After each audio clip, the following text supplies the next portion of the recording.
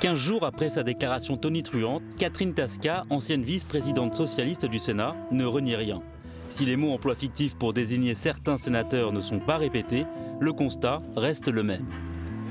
C'est une réalité, malheureusement, de la vie du Parlement et de la vie du Sénat qu'un certain nombre de parlementaires ne remplissent pas leur mandat, en tout cas au sein de leur assemblée. Des sièges vides, un hémicycle qui n'affiche que très rarement complet, des présences en commission pas toujours assurées, la question de l'assiduité et de l'activité de certains sénateurs se pose. Pour Nathalie Goulet, qui a elle aussi dénoncé l'absentéisme, il faut quand même relativiser. Ce qui passe à la télé n'est pas totalement représentatif du travail des sénateurs. On en fait de la présence, on en fait du travail. Alors est-ce que l'hémicycle à la télé, c'est l'essentiel du travail ou est-ce qu'il y a autre chose derrière? Le travail en commission et puis le travail qu'on fait dans nos bureaux. Donc moi j'ai réglé la question et je fais un compte-rendu de mandat comme ça, chaque année pour mes grands électeurs, avec la totalité de mes interventions en séance, ce que je fais dans le département, le nombre de rubans que je coupe. Le problème, c'est que dans cette société hyper médiatique, on ne voit que les hémicycles vides. Or, pendant ce temps-là, les gens peuvent très bien travailler, les parlementaires travaillent, ils travaillent en commission spéciale, ils travaillent sur leur territoire. Pour trouver les adeptes de l'école buissonnière, il faut aller sur ce site. L'activité réelle des sénateurs y est recensée. Il serait ainsi au moins une trentaine en délicatesse avec leur mandat. Absents en séance publique, ils se font tout aussi discrets en commission où pourtant leur présence est obligatoire. Et si des sanctions sont prévues, elles ne sont quasiment jamais appliquées.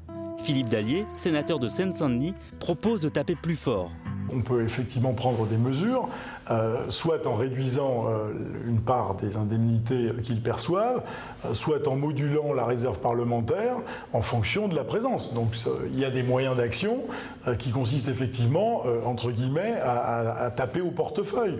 Et je pense que ça peut être un moyen de distinguer les uns les autres. Pour Catherine Tasca, la lutte contre l'absentéisme passe par la fin du cumul des mandats, qui devrait permettre d'alléger l'agenda de certains de ses collègues, mais aussi par une nouvelle organisation du travail des sénateurs. Je pense qu'il y a des améliorations à apporter dans l'organisation même du travail et notamment dans l'organisation des votes, qui à la fois sont programmés de manière incommode pour les sénateurs parce que certains votes très importants peuvent intervenir à n'importe quelle heure de la soirée, voire même de la nuit, ce qui rend la prévision difficile.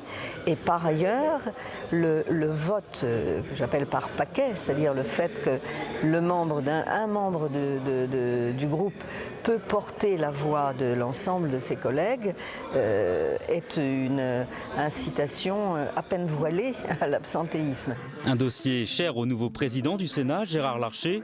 Depuis le 12 novembre, un groupe de travail planche sur la question de l'organisation du Sénat. Des propositions devraient intervenir en février prochain. Un système de modulation de la rémunération en fonction de la présence pourrait être adopté. Les présidents des groupes socialistes et RDSE y sont d'ores et déjà favorables.